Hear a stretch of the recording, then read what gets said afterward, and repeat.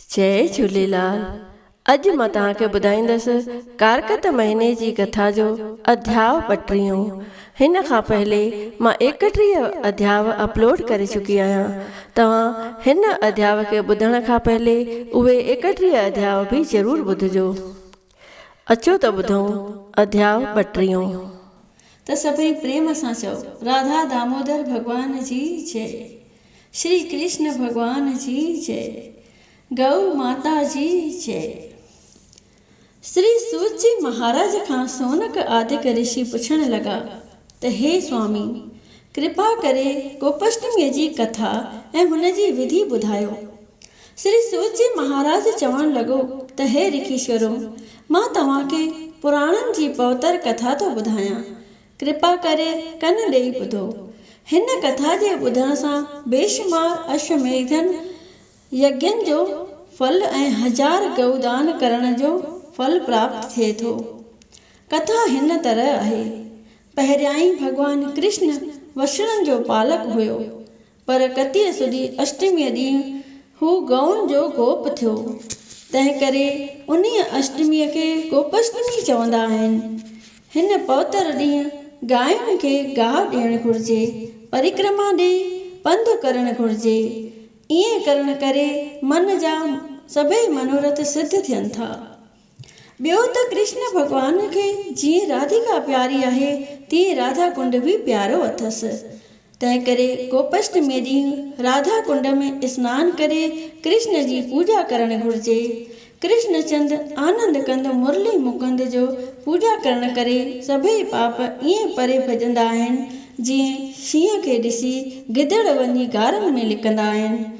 गौ हत्यारो, ब्रह्म हत्यारो, शराबी ऐं विर्त जे भंग करण वारो, अहिड़ा पापी गौनि जे धुर करे पापनि खां छुटी गौलोक में वञी वासो कंदा आहिनि।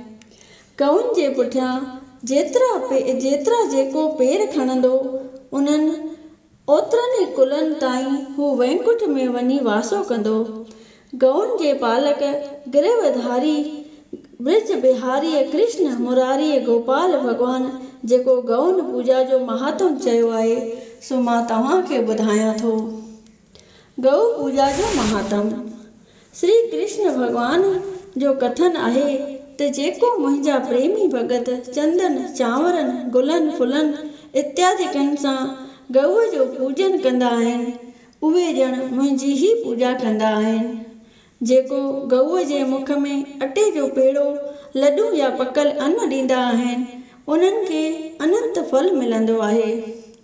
हुननि जो पुण्य जो कथन केरु करे सघंदो। गोपाष्टमीअ ॾींहुं सूरज भॻवान जे अस्त थियण खां अॻु में गांयुनि जे गुस वक़्तु शहर जे ॿाहिरां गुलाब, राबेल, चंबेलीअ, मोतीअ ऐं ॿियनि तरह तरह जे गुलनि जूं मालाऊं ठहिराए अटे जा पेड़ा, लॾूं, पकवान गांयुनि खे खाराइजनि। कुंगुअ, चंदन ऐं चांवरनि सां हुननि जी पूजा करे, छो त गोपाष्टमीअ समान ॿी का बि तिथि भॻवान खे प्यारी न आहे। गोपाष्टमीअ ॾींहुं गौनि जे पूजन करण सां सभिनी दाननि ऐं तीर्थनि जो फल मिले थो। गौ मंत्र पढ़ी पहिरियां ई गऊ जा चरण धोइण घुरिजनि। मंत्र हीअं आहे: लक्ष्मी माता हे सुखदाता, हे विष्णुअ जी प्यारी, कष्ट कटे छॾ, पाप पटे छॾ, मुक्ति ॾे मोचारी, सभ जा काज पुॼाइण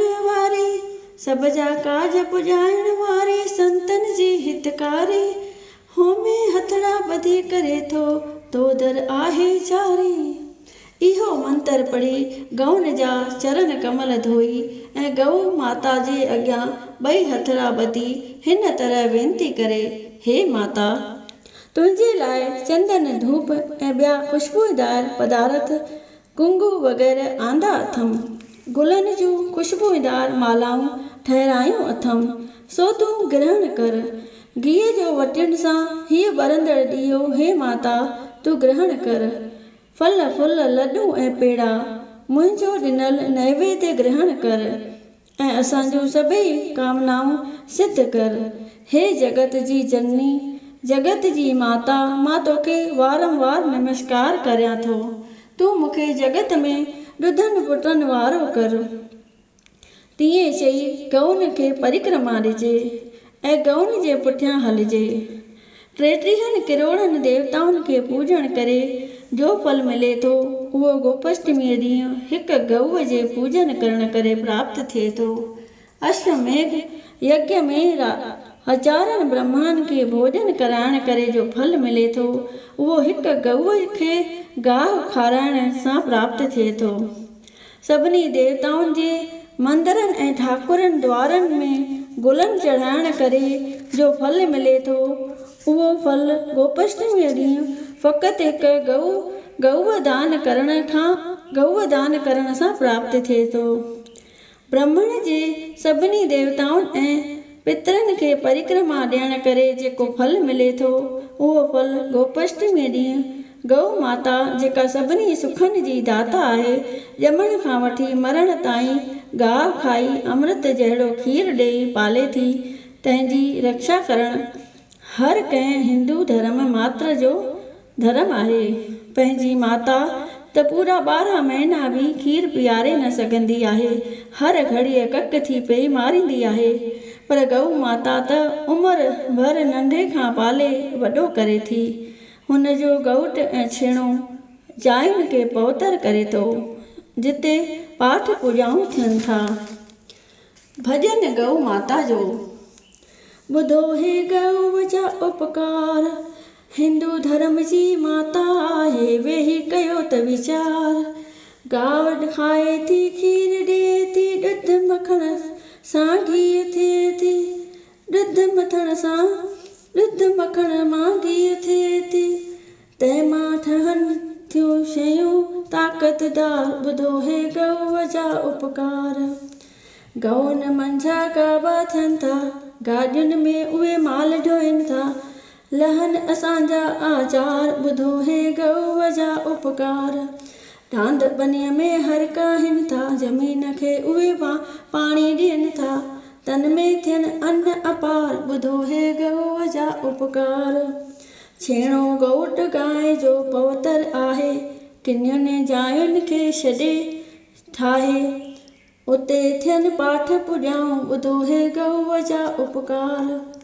शादीअ गमीअ में गऊ दान कनि था, वेद शास्त्र इहा आज्ञा ॾियनि था, जन मां कटजनि पाप अपार। ॿुधो हे गऊ जा उपकार। हे मन चवे सतवादी सजायो, दर दर गऊशाला ठाहियो, थे हिंदू धर्म जी जयकार। ॿुधो हे गऊ जा उपकार। चङनि पुरुषनि गऊशाला ठाही, तन मन धन सां आहे सेवा कमाई, तन मां थियो पंहिंजो मददगार। ॿुधो हे गऊ जा उपकार। ब्राह्मण खे गऊदान करण करे 7 कुलनि जो उद्धार थिए थो। तपस्या, दान, पुण्य, स्नान, तप, योग ऐं यज्ञ करण मां जो फल नथो मिले सो गोपाष्टमीअ ॾींहुं विर्त रखण सां मिले थो। जेको मनुष्य हीअ विर्त रखे थो ऐं उन्हीअ ॾींहुं गऊनि जी पालना करे थो, सो सूरज चंड जे हुजण ताईं अनेक प्रकारनि जा भोग भोगे विष्णु लोक में वञी वासो करे थो। जेको अहिड़ो महाफलदायक विर्त रखी गऊनि जी सेवा नथो करे सो ब्रह्मा जे केतिरनि ई कल्पनि ताईं नरक में निवास थो करे ऐं हिन लोक में रोगी, कुबो, कोड़ियो, अंधो, मंडो, ॿोड़ो थिए थो। गोपाष्टमीअ ॾींहुं जेकॾहिं शाम जे वक़्तु श्रवण नक्षत्र हुजे त उहो मुक्तीअ जे ॾियण वारो जयंती योग चइबो आहे। जेको जयंती योग नथो करे उहो ब्रह्म हत्या, गऊ हत्या जे पापनि जो अधिकारी थो थिए। जेको गोपाष्टमीअ ॾींहुं विर्त रखी गऊनि जी सेवा नथो करे उहो सर्प जी जूणी पाए थो। उन्हीअ ॼण त गॾह कांव, हिली, बाज ऐं माण्हूअ जो मांस खाधो। कतीअ जे सुॾियुनि में जेको गोपाष्टमी नथो करे उहो ब्रह्म राक्षस थिए थो। उन्हीअ मनुष्य जो 100 कुल नरक में वञे थो। जेको श्रवण नक्षत्र जे गोपाष्टमीअ ॾींहुं शुक्ल पक्ष में गऊ माताउनि जी पूॼा करे थो, उन्हीअ खे पुट पोटा सुपात्र थियनि था, सदाई निरोगी रहे थो, स्वर्ग लोक जा सुख माणे आनंद भोगे वरी मृत्यु लोक में अची उहो राजा जे कुल में जनम वठे थो, वॾो धनवान थिए थो, जम जा दूत उनखे सताए नथा सघनि। उन्हीअ देश में मर्ज़ीअ मूजिबि बादल बरसात कनि था, अन्न धन अकीचार थो थिए, सुख संपत्ति वधे थो, प्लेग वबा कालेरा महामारी ऐं ॿियूं माता जहिड़ियूं ख़ौफ़नाक बीमारियूं वासो नथियूं कनि। हुन देश में को बि विघ्न वेझो नथो अचे, अनेक प्रकारनि जा पाप निवृत थी वञनि था। भॻवान पंहिंजे मुखार बिंद सां चवे थो त अहिड़ो मनुष्य मूंसां मिली हिकु रूप थी वेंदो आहे। गोपाष्टमीअ खां मथे ॿियो को बि विर्त कोन्हे। जेको हीअ कथा एकाग्र चित्त थी ॿुधे थो, उन्हीअ खे अग्नि सोप यज्ञ जो पुण्य जी प्राप्ति थिए थी। उपदेश।